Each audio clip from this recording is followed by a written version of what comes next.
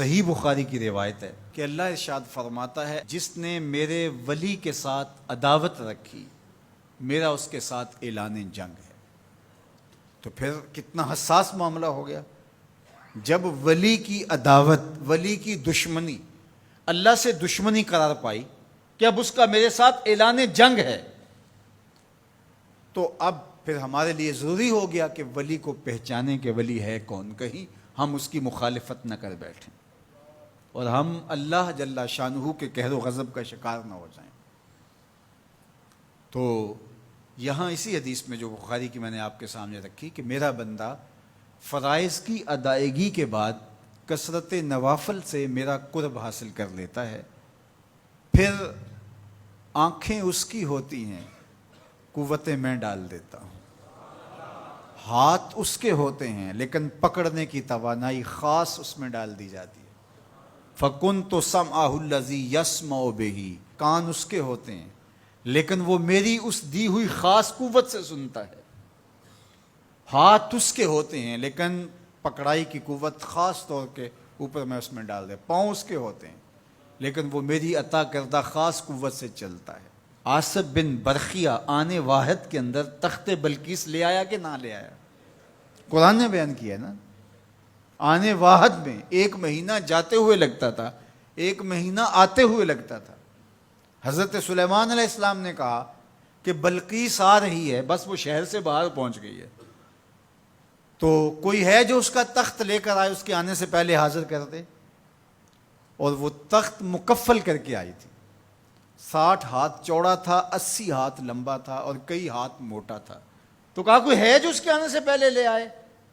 قال عفریت من الجن، ایک جن کھڑا ہو گیا، کہا حضور میں لے آتا ہوں۔ کب لاؤ گے؟ کہا کہ مجلس برخاست ہونے سے پہلے پہلے تخت آ جائے گا۔ بڑی بات تھی، لیکن رسول اللہ نے کہا نہیں، مجھے اس سے بھی پہلے چاہیے۔ کیا شان ہے، پیغمبر تھے، کہا مجھے اس سے بھی پہلے چاہیے۔ تو پھر کیا ہوا؟ قرآن پڑھیے، قال الذی عندہ علم من الکتاب، جس کے پاس کتاب اللہ کے علم کا کچھ حصہ تھا۔ زبور ساری کا عالم نہیں تھا، زبور کی کچھ آیتوں کا عالم تھا۔ اس نے کہا انا آتی کا بہ، جی حضور میں لے آتا ہوں۔ یہ تو دوپہر تک لا رہا ہے، تم کب لاؤ گے؟ کہا قبل ان یرتد الیک طرفک، آپ آنکھ بعد میں جھپکیں گے، تخت پہلے پڑا ہوگا۔ یہ قرآن نے کہا ہے نا۔ اور ابھی حضرت سلیمان نے آنکھ جھپکی نہیں تھی تو تخت سامنے پڑا تھا۔ جب اس کو دیکھا تو بے ساختہ کا ھذا من فضل ربی، یہ میرے رب کا فضل ہے جس نے میری دہلیز کے ایک خادم کو یہ طاقت عطا کی ہے کہ 1 مہینے کی مسافت سے اتنا بڑا تخت آنے واحد میں آنکھ جھپکنے سے پہلے حاضر کر دیتا ہے۔ آنا آتی کا بے ہی، لفظ سنیے، آنا میں، آتی کا آتا ہوں، بے ہی اس کو ساتھ لے کے، یعنی میں ابھی گیا اور ابھی آیا اور تخت بھی لے آیا، اور وہ وہاں سے غائب بھی دکھائی نہیں دیا اور تخت بھی وہاں موجود تھا۔ اور حضرت سلیمان نے کہا کہ یہ میرے رب کا فضل ہے، اور اس کہانی کو میرے رب نے قرآن میں بیان فرمایا۔ جو کرامات پچھلے انبیاء علیہم السلام کی امتوں کے اولیاء کو حاصل تھیں، وہ اس امت کے اولیاء کو بھی حاصل ہو سکتی۔ جس طرح حضور نبیوں سے افضل ہیں، حضور کی امت باقی امتوں سے، اور حضور کی امت کے اولیاء باقی امتوں کے اولیاء سے افضل ہیں۔ تو جب ان کی یہ کرامت ہو سکتی ہے کہ آنے واحد میں تخت بلقیس لا سکتے ہیں، تو اگر اس امت کے کسی ولی کی ایسی کرامت بیان کی جائے تو اس میں طبیعت میں بے چینی کیوں پیدا ہو؟ یہ تو حضرت سلیمان کی امت کے ولی کو بھی اللہ کمال دیا ہے، تو محمد عربی کے غلام کو کیوں نہیں دے سکتا؟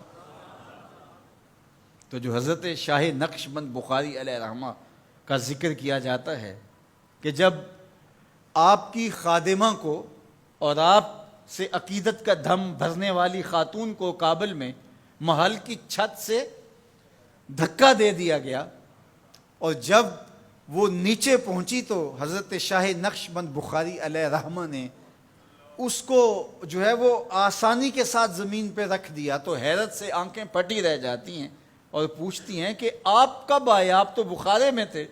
تو برجستہ بولتے ہیں تو از چبارہ آمدی من از بخارا آمدن، تو چبارے سے چل پڑی تھی، میں بخارے سے چل پڑا تھا۔ تو یہ حضور کے غلاموں کی شان ہے، اور یہ کوئی جو ہے وہ بعید نہیں ہے۔ باقی رہی بات یہ عقل نہیں مانتی، تو معجزہ اور کرامت ہوتے ہی وہی ہیں جو عقل انسانی کو عاجز کر دیں۔ جو عقل میں آ جائے وہ تو فن ہوگا۔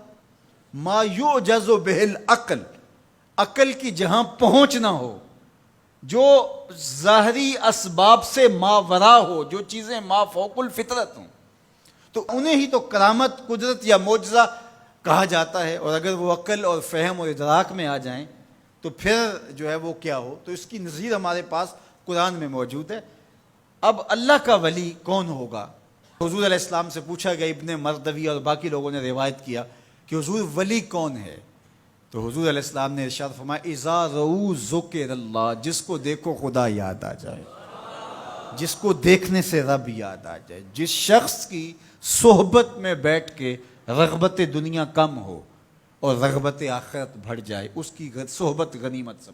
اچھا، قرآن نے جو ولی کی علامت بیان فرمائی وہ یہ ہے، الذین آمنوا وکانوا